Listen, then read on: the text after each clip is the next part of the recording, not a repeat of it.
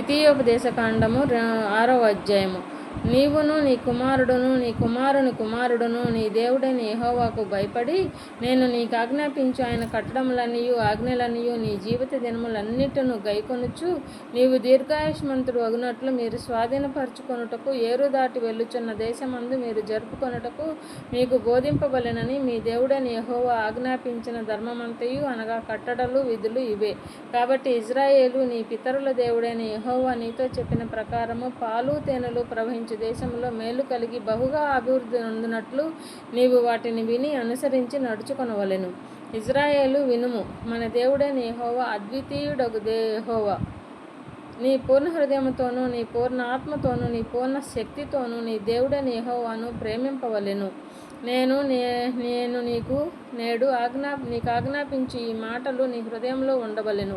నీవు నీ కుమారులకును వాటిని అభ్యసింపచేసి నీ ఇంట కూర్చుండునప్పుడును త్రోవను నడుచునప్పుడును పండుకొనున్నప్పుడును లేచునప్పుడును వాటిని గూర్చి మాట్లాడవలెను.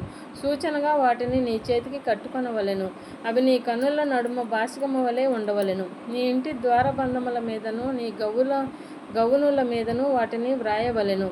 నీ దేవుడైన యెహోవా నీ పితరులైన అబ్రహాము ఇస్సాకు యాకోబులతో చేసిన ప్రమాణమును బట్టి నిన్ను ఆ దేశంలో ప్రవేశపెట్టి నీవు కట్టని గొప్ప ఒక మంచి పురములను నీవు నింపని మంచి ద్రవ్యముల చేత నింపబడిన ఇండ్లను నీవు త్రవకపోయినను త్రవబడిన బావులను నీవు నాటని ద్రాక్ష తోటలను ఒలీవలను తోటలను నీకిచ్చిన తరువాత నీవు తిని తృప్తి పొందినప్పుడు దాసుల గృహములైన ఐగుప్తు దేశంలో నుండి నిన్ను రప్పించిన యెహోవాను మరవకుండా నీవు జాగ్రత్త పడుము.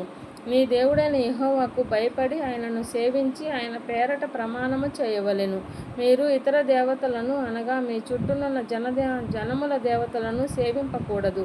నీ మధ్యను నీ దేవుడైన యెహోవా రోషము గల దేవుడు గనుక నీ దేవుడైన యెహోవా కోపాగ్ని ఒకవేళ నీ మీద రగులుకొని దేశంలో నుండకుండా నిన్ను నశింపజేయును.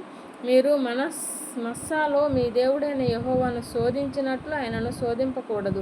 మీ దేవుడైన యెహోవా ఆజ్ఞలను అనగా ఆయన నీకు నియమించిన శాసనములను కట్టడములను జాగ్రత్తగా ఆచరింపవలెను. నీకు మేలు కలిగినట్లు నీ ఎదుట నుండి నీ సమస్త శత్రువులను వెళ్ళగొట్టేదనని యెహోవా చెప్పిన ప్రకారము నీ పితరులతో నీవు ప్రమాణము చేసిన ఆ మంచి దేశములో నీవు ప్రవేశించి దాన్ని స్వాధీనపరచుకొనున్నట్లు నీ యెహోవా దృష్టికి యథార్థమైనదియు ఉత్తమమైనదియు చేయవలెను. ఇక మీదట నీ కుమారుడు మన దేవుడైన యెహోవా మీకు ఆజ్ఞాపించిన శాసనములు కట్టడలు విధులు ఏవని నిన్ను అడుగునప్పుడు నీవు నీ కుమారునితో ఇట్లనుము.